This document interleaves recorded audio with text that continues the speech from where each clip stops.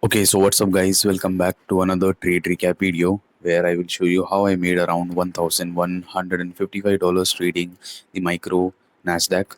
Okay, so I'm recording this today, which is Saturday. I took this trade yesterday, which is on Friday, and I couldn't record it on my computer because I was not at home. Okay, I was out and I was trading through my phone.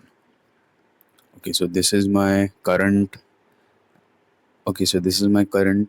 Aqua Futures dashboard, as you can see.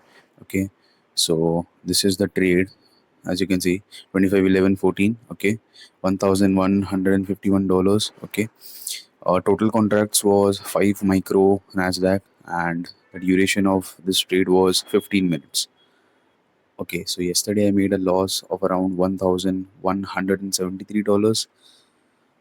This was also on Nasdaq, okay, micro Nasdaq, and yesterday, just as I have uploaded the video, and in that video I have told you guys that I didn't wait for my proper confirmations and confluences. I just rushed into the trade. So keeping that in mind, today, which basically yesterday Friday, I knew the bearish divergence was completed. Okay, the high time frame daily. Okay, that bearish SMD was on a daily time frame, and literally from this week market, just uh, market didn't give us any move to the upside except for bearish trades despite of our daily bias. Just for example, on Thursday, okay, according to my bias, market was forming a bullish SMT, but still it market played out and completed the bearish SMT. And from completion, okay, when this bearish SMT got completed, market made another bullish SMT. I will guys show you now.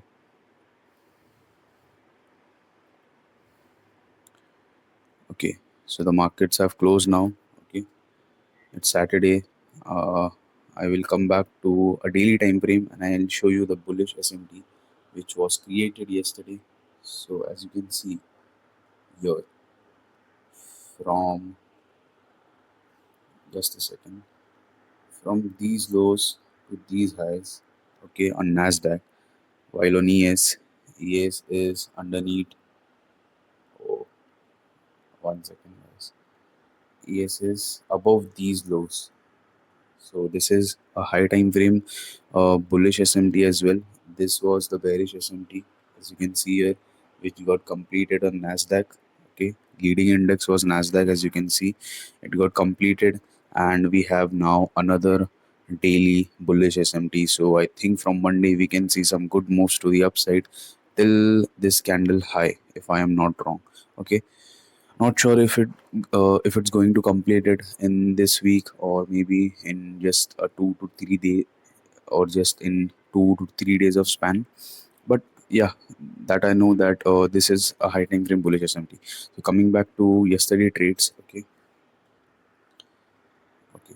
So we had our Asian highs above here. Asian lows was swept out during London Open.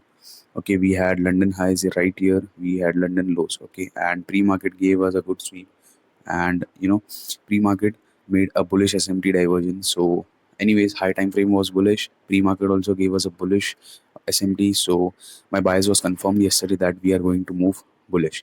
Okay, market opened. I will guys show you on a 5 minute time frame now. See here. Market opened, market swept out previous candle's 5 minute high and moves to the downside. While on ES was underneath these 5 minute highs. Okay, and then after coming back to the downside, we gave a good bullish move to the upside, and one, two, three, literally three bullish move to the upside. Okay, and basically we broke structure to the upside, and we also got a 79% extension to the upside. So the bias was confirmed that we are going to move higher, but we want to wait for more confluences. Okay, so the next confluence is basically the trend continuation confluence. So trend continuation confluence includes a fair value gap. As you can see here, we have a fair value gap. Okay, we also have a fair value gap here, order block, breaker blocks, okay, basically fair value gaps on 1 minute time frame if you have, or equilibrium. So market didn't give us a good retrace, even though I wanted a good retrace till this level, because ES, as you can see, ES filled this gap, okay, this 5 minute FVG, but Nasdaq didn't.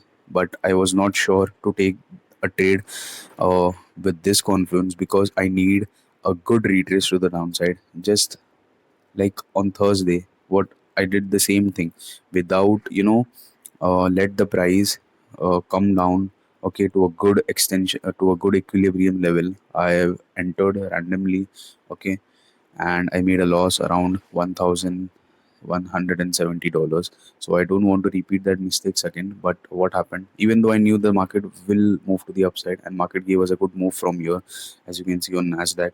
If I'll just measure this from the this low to this high, market gave a move of 246 points. So I thought, okay, this is not the day for me. Okay, I should not trade, but I waited because I knew that what Nasdaq did. Nasdaq came up, swept out Asian highs, okay, and swept out London highs as well. London high was the first target, Asia highs was the second target. Okay, so market swept both of these while ES staying underneath the Asian lows. We have another draws on liquidity, which was a 5 minute high here, and after, I'll show you, after a 5 minute gap, as you can see right here. Okay, I've marked this gap, and ES as well. Okay, we do have, okay, this is also a fair value gap, but I personally wanted price to come down, okay, fill this 5 minute gap, and then from here we can see good move to the upside by following our confluences.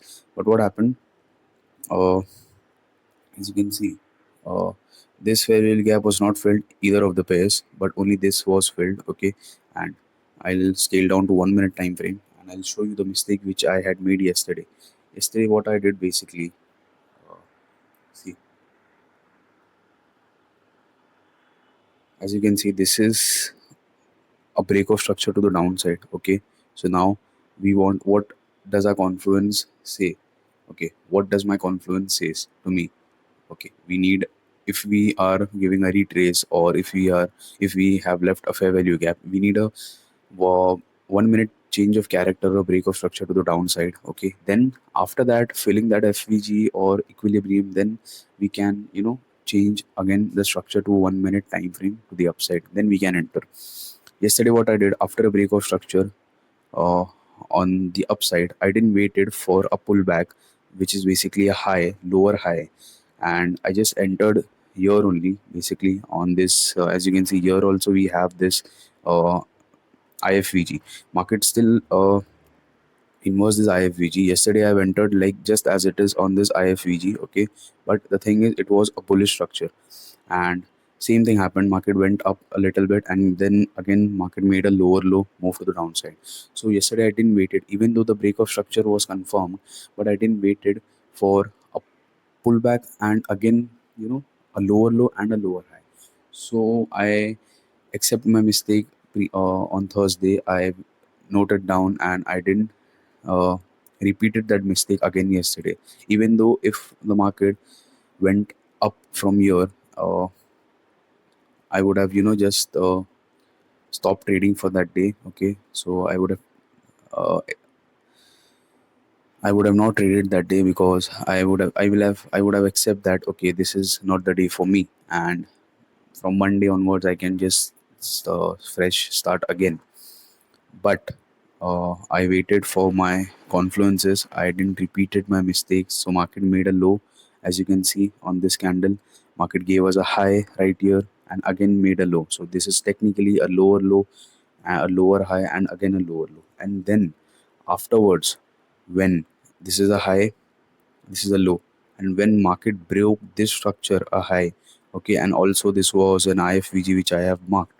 Okay, sometimes what happens, market, if so, for example, if this is a candle, market didn't inverse this, okay, in the first candle, so you should wait for a second candle to break above that FVG or above that break of structure, because sometimes what happens, market just fill that FVG and can starts back rotating to the downside. So you should wait at least two of your confirmations if this is the scenario. So after that, I entered here, okay, with five contracts because I was $800 left with my overall maximum drawdown. So I entered with five micro ES contracts, and I thought I'll just enter again enter with more contracts if the market comes down and tap on this FVG.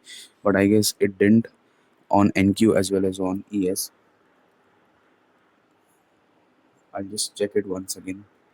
Yeah, as you can see here, ES also didn't fill this FVG, so no worries. So I got a pretty big move yesterday, okay, as you can see, because the only draws on liquidity was this 5 minute high and this 30-minute high. So I've captured a big move yesterday around 2 is to 4. Okay. Otherwise, on my usually regular days, I enter with 15 or 10 contracts so that I capture 1 is to 1. Okay. So pretty yesterday was a lucky day for me. Okay, I captured a good move to is to 4 around, and I made $1,151. So with that being said, I am up again. Okay, I'm just $591 in drawdown of my account. November will be uh, the month I will pass this evaluation account. And if you guys like this video, then you can subscribe to my YouTube channel and become a part of my day trading journey. I will guys see you on Monday. Take care, safe trade, have a good day.